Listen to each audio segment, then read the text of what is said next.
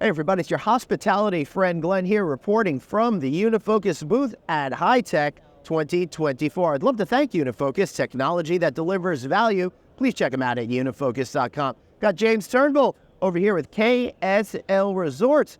James, technology has gotten so out of control. How are you thinking about your tech stack and bringing all the hotels under the KSL Resorts banner together, technologically speaking? Yeah, it's a great question. It's an area we've been focused on for a couple of years, and we've been looking at how do we consolidate our tech stack, how do we find specific vendors who work really well with us in the space, how do we then start leveraging them together to manage the data flow so we can go from the point of reservation, guest arrival, guest stay, understanding post-stay for surveying, and then the analytics of it. What was the guest experience like? How can we improve? How do we make them a guest for life? Really get actionable insights at this point is what you're saying. So let me ask you this, James. What does consolidation really mean to you? Does it mean less vendors, less programs?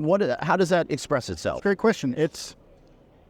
What we've done historically is we had a very bespoke approach where each property had separate vendors that were really tailored for individual property. We're preparing for a stage of growth, really. And what we want to do is figure out how do we best leverage our vendors to make sure that we're using consistent vendors, we can be more effective, more efficient on our end. We can then consolidate the data and we can analyze it on a like-for-like basis versus having to put it through translations before we can work with the information.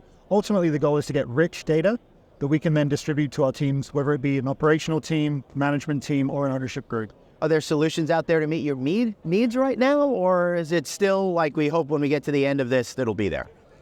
Yeah, we have a few vendors we've selected that we started working with.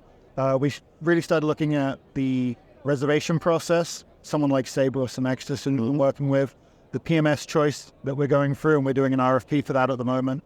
The output being our other POS vendors, systems like that. And then there's the data warehousing tools. So we've been working with DataVision, now Hotelia, for almost 20 years. Wow. We've had a long-standing relationship with them. We have millions of data points in that solution.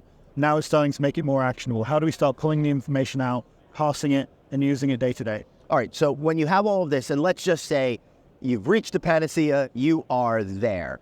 Does this mean that you're going to really be able to understand each individual guest and then create offers for them and then get them to spend more money, theoretically?